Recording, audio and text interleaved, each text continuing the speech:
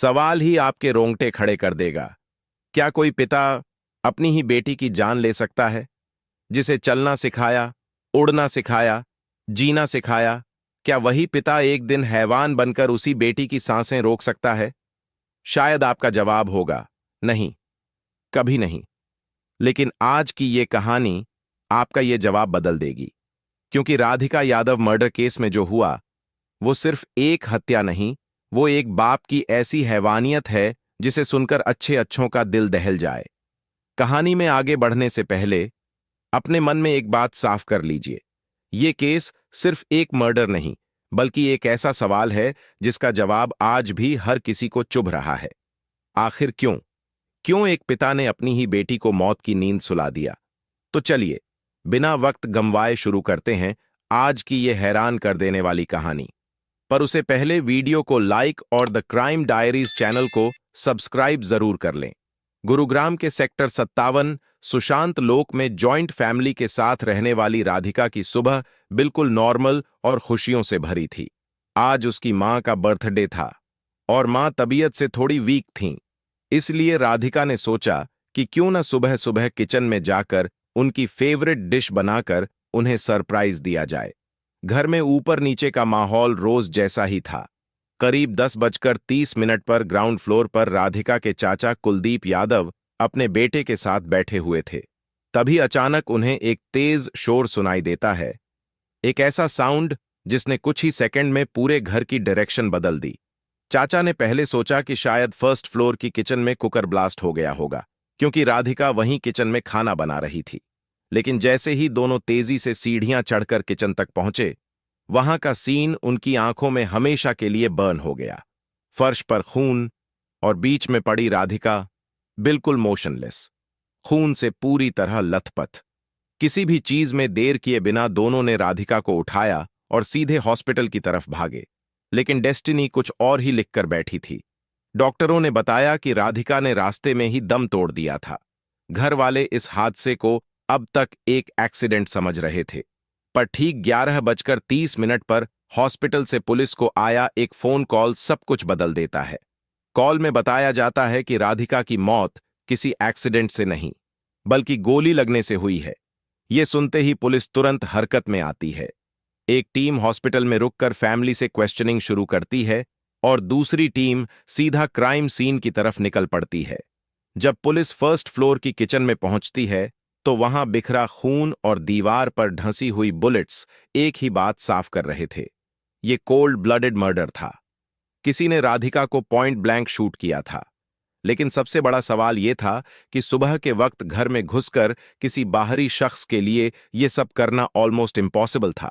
घर के लोग, लोकेशन, एंट्री, एग्जिट, कुछ भी आउटसाइडर के फेवर में नहीं था। तो नेचुरली पुलिस का पहला डाउट घर वालों की तरफ गया।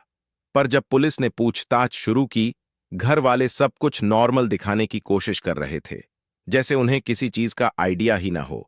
लेकिन जब पुलिस ने टोन चेंज करके थोड़ी सख्ती दिखाई, तब सामने आया वो ट्रूथ जिसने पूरे केस की डायरेक्शन पलट कर रख दी। पूछताछ ने जिस सच का दरवाजा खोला, वो किसी को भी हिला देने के लिए काफी था। पुलिस के हाथ जो कबूलनामा लगा, वो किसी दूसरे का नहीं बल्कि खुद राधिका के पिता दीपक यादव का था। दीपक ने जो कहा, उसे सुनकर किसी के लिए भी यकीन करना आसान नहीं था। दीपक ने बताया कि कुछ दिन पहले राधिका के कंधे में चोट आई थी, इसलिए वह खुद मैदान में खेल नहीं रही थी। उसने अपनी खुद की एकेडमी शुरू कर दी थी, जहां वो बच्चों को ट्रेनिंग देती थी। दीपक जब भी वजीराबाद गांव में दूध लेने जाता, लोग ताने मारते कि वो अपनी बेटी की कमाई खाता है। कुछ लोग तो उसकी बेटी के कैरेक्टर तक पर उंगली उठाने लगे थे। इन बातों ने दीपक को अंदर से तोड़ दिया। उसने राधिका से कहा कि एकेडमी बंद कर दो, लेकिन राधिका ने साफ मना कर दिया। ये बातें दीपक के दिमाग में दिन रात घूमती रहीं। उसे लगने लगा कि उसकी इज्जत खत्म हो रही है। वो लगातार स्ट्रेस, एंगर और फ्रस्ट्रेशन में जी रहा था। दीपक के मुताबिक इसी तनाव ने उसे एक ऐसे मोड़ पर ला दिया जहां उसकी सोचने समझने की शक्ति खत्म हो गई। उसी गुस्से और टेंशन में उसने अपनी लाइसेंसिंग रिवॉल्वर निकाली और जब राधिका किचन में खाना बना रही थी, तभी पीछे से उसकी कमर पर गोली मार दी। राधिका वहीं गिर पड़ी। और पल भर में सब खत्म। दीपक का कन्फेशन पुलिस के पास था, अपराधी भी पुलिस की पकड़ में था, लेकिन कहानी अभी खत्म नहीं हुई थी। पुलिस के पास अभी तक कोई सॉलिड प्रूफ नहीं था, पोस्टमार्टम रिपोर्ट भी नहीं आई थी, और कन्फेशन अकेला किसी केस में फाइनल ट्रूथ नहीं माना जाता। इसीलिए इन्वेस्टिगेशन और गहराई तक जाने लगी। जब पुलिस ने दीपक से पूछा कि आखिर वो कौन लोग थे जो उसे उसकी बेटी के खिलाफ भड़काते थे, तो दीपक खुद ही चुप हो गया। उसने किसी एक का भी नाम नहीं लिया। पुलिस खुद वजीराबाद पहुंची। वहां 20 से ज्यादा लोगों से पूछताछ हुई, जिनमें दीपक के करीबी भी शामिल थे।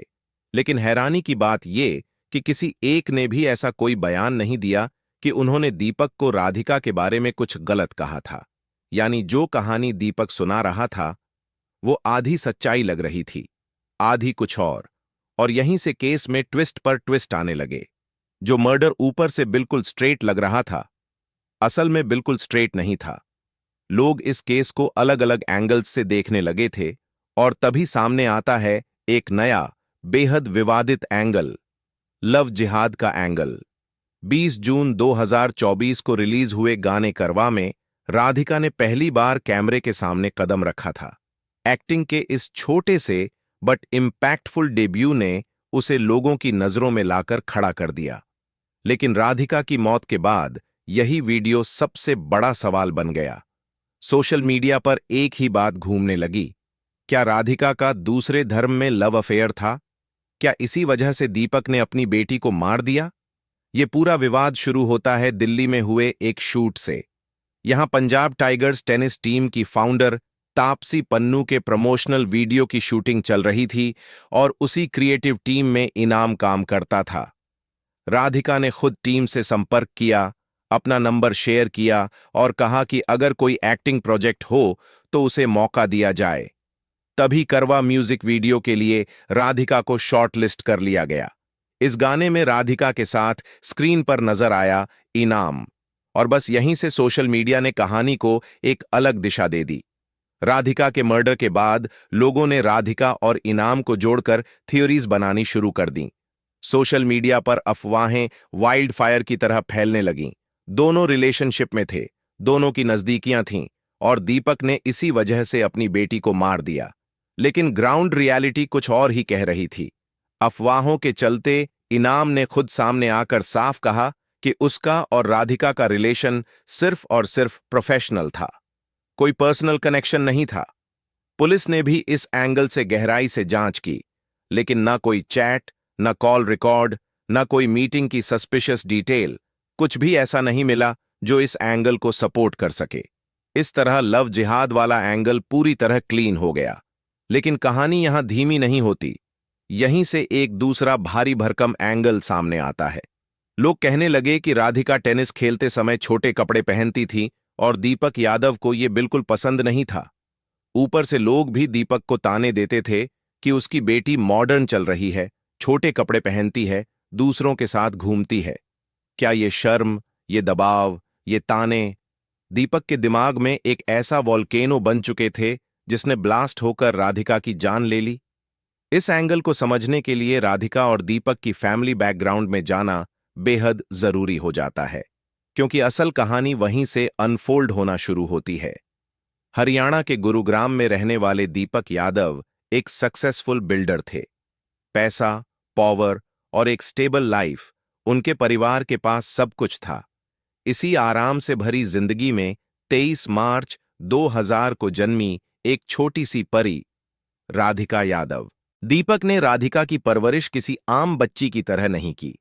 उन्होंने उसे शहर के सबसे प्रीमियम स्कूलों में से एक स्कॉटिश हाई इंटरनेशनल स्कूल में पढ़ाया, जिसकी सालाना फीस लाखों में जाती है। लेकिन राधिका सिर्फ एक ब्राइट स्टूडेंट नहीं थी। बेहद कम उम्र में उसने टेनिस रैकेट हाथ में उठा लिया था, और जैसे जैसे उसकी उम्र बढ़ी, उसका गेम भी लाइटनिंग स्पीड से ग्रो होने लगा। राधिका लगातार मैच जीत रही थी, ट्रॉफीज लेकर आती थी, और हर जीत के साथ एक बात और साफ होती जा रही थी, ये लड़की एक दिन बड़ी खिलाड़ी बनेगी। लोग उसे फ्यूचर की सानिया मिर्जा कहने लगे थे। लेकिन सबसे बड़ी बात यह थी कि इस सपने पर पूरा भरोसा सबसे ज्यादा उसके पिता दीपक को था। दीपक सिर्फ एक सपोर्टिव पिता नहीं थे, बल्कि राधिका के पूरे टेनिस जर्नी के बैकबोन थे। वे खुद उसे टूर्नामेंट्स के लिए देश विदेश लेकर जाते, उसकी ट्रेनिंग, कोचिंग, डाइट, हर चीज का हाई लेवल ख्याल रखते। फिर एक दिन खेलने के दौरान राधिका के शोल्डर में चोट आ गई। डॉक्टर ने कहा कि कुछ समय उसे आराम करना होगा। राधिका रुकने वालों में से नहीं थी। वो तुरंत एक प्राइवेट एकेडमी में कोचिंग देने लगी। जैसे जैसे बच्चे बढ़ने लगे, दीपक ने खुद सेक्टर 61 में एक टेनिस कोर्ट किराए पर ले लिया ताकि राधिका आराम से अपनी एकेडमी चला सके। ये साफ दिख रहा था कि दीपक को अपनी बेटी पर गर्व था। वो सिर्फ बेटी को प्यार नहीं करते थे, बल्कि उसके करियर को पूरी एनर्जी के साथ सपोर्ट भी करते थे। ऐसे पिता के बारे में ये कहना कि वो बेटी के कपड़ों या उसके मॉडर्न लाइफस्टाइल से परेशान होकर उसे मार दे, ये एंगल शुरुआत से ही वीक माना जा रहा था। इसी वजह से केस कई डायरेक्शंस में घूमता रहा, थ्योरीज बनती रहीं, लोग अपने अपने गेस लगाते रहे। लेकिन तभी आया उस पूरे इन्वेस्टिगेशन का सबसे क्रूशल टर्निंग पॉइंट, राधिका की पोस्टमार्टम रिपोर्ट। पोस्टमार्टम रिपोर्ट आने के बाद इस केस की दिशा पूरी तरह बदल गई थी। रिपोर्ट में साफ लिखा था कि राधिका को गोली सामने से मारी गई थी। ये बात उसके शरीर पर मौजूद बुलेट एंट्री और एग्जिट पॉइंट से बिल्कुल क्लियर हो रही थी। यहीं पहला बड़ा सवाल खड़ा हुआ, अगर गोली सामने से चली थी तो दीपक ने अपने कन्फेशन में ये क्यों कहा कि उसने पीछे से कमर पर गोली मारी? दूसरा बड़ा कंफ्यूजन ये था कि दीपक के बयान के अनुसार उसने 3 गोलियां चलाईं, लेकिन पोस्टमार्टम रिपोर्ट कह रही थी कि राधिका के शरीर में 4 बुलेट्स लगी थीं। ये मिसमैच बेहद डिस्टर्बिंग था। क्या दीपक झूठ बोल रहा था? क्या वह किसी और को बचाने की कोशिश कर रहा था? या फिर मर्डर के वक्त उसका दिमाग इतना अनस्टेबल था कि उसे खुद नहीं याद कि उसने क्या किया? पुलिस ने इन पॉसिबिलिटीज पर भी विचार किया। 2 स्ट्रॉन्ग रीजंस सामने आए। पहला, क्राइम के समय दीपक एक्सट्रीम मेंटल टेंशन में था। दूसरा, मर्डर के तुरंत बाद गिल्ट और पैनिक की वजह से उसने गलत बयान दे दिया ताकि सजा कम ज्यादा होने को लेकर कोई भ्रम पैदा किया जा सके। इस बात को सपोर्ट करता था दीपक का वो लगातार दोहराया जाने वाला सेंटेंस, मैंने कन्यावध किया है, मुझे फांसी दे दो। पुलिस इस पूरे मामले को एक ओपन एंड शट केस की तरह देख रही थी, क्योंकि शूटर, वेपन, मोटिव और कन्फेशन चारों उनके पास थे। लेकिन जनता, सोशल मीडिया और हर तरफ लोग अपने अपने कैलकुलेशन, थियरीज और नए एंगल्स लेकर सामने आते जा रहे थे। इसी बीच इस केस को क्लियर करने वाला एक बेहद स्ट्रांग और इमोशनल वन पॉइंट सामने आता है। राधिका की क्लोजेस्ट फ्रेंड, उसकी बचपन से साथी हिमांशिका। हिमांशिका खुद एक टेनिस प्लेयर है और पिछले 10 साल से राधिका के बिल्कुल करीब थी। राधिका अपनी जिंदगी की हर छोटी बड़ी बात उससे शेयर करती थी। हिमांशिका का वीडियो पूरे केस में सबसे बड़ा टर्निंग पॉइंट बन गया। उसने बिना किसी डर के राधिका की असल लाइफ, असल स्ट्रगल और उसके परिवार के साथ रिश्ते की सच्चाई सबके सामने रख दी। हिमांशिका ने बताया कि राधिका बाहर से जितनी स्ट्रांग और चीयरफुल दिखती थी, घर के अंदर उसकी जिंदगी उतनी ही सफोकेटिंग थी। परिवार वाले राधिका पर लगातार रोक टोक रखते थे। कपड़े कैसे पहनने हैं, मेकअप कितना करना है, किससे बात करनी है, किससे नहीं, सब कुछ नियमों में बंधा हुआ था। और सबसे बड़ी बात, परिवार को सोसाइटी का बहुत डर था। लोग क्या कहेंगे, कौन क्या बोलेगा, कौन कैसे जज करेगा। हिमांशिका ने बताया कि घर पर इतनी घुटन थी कि राधिका उसे कई बार रो रो कर कहती थी कि वो घर में खुश नहीं है। यहां तक कि अगर वो हिमांशिका से बात कर रही होती तो उसे फोन पर दिखाना पड़ता कि वो किसी गर्लफ्रेंड से बात कर रही है, क्योंकि फैमिली को उसकी हर चीज सस्पेक्ट लगने लगी थी। राधिका पर लोग जो नेगेटिव बातें फैलाते कि वो मेकअप करती है, छोटे कपड़े पहनती है, मॉडर्न है, कमाई करती है, इन सब बातों का असर दीपक पर गहरा पड़ रहा था। और धीरे धीरे ये बातें गुस्से में बदल गईं। फिर गुस्सा ब्लाइंड एंगर में, और ब्लाइंड एंगर एक दिन मर्डर तक पहुंच गया। हिमांशिका ने कहा कि सिर्फ सोसाइटी के तानों और अपनी खुद की सोच के चलते दीपक ने अपनी बेटी की जान ले ली। वो राधिका की प्रोग्रेस, उसके सपनों, उसके इंडिपेंडेंट बनने की चाह को स्वीकार ही नहीं कर पाया। इस बात के और भी प्रूफ्स पुलिस को मिले। राधिका के व्हाट्सएप मैसेजेस सामने आए जो उसने अपने फॉर्मर कोच अजय यादव को भेजे थे। अजय दुबई में रहते हैं और राधिका ने अक्टूबर 2024 में उन्हें मैसेज करके कहा था वो कुछ टाइम के लिए घर से निकलना चाहती है।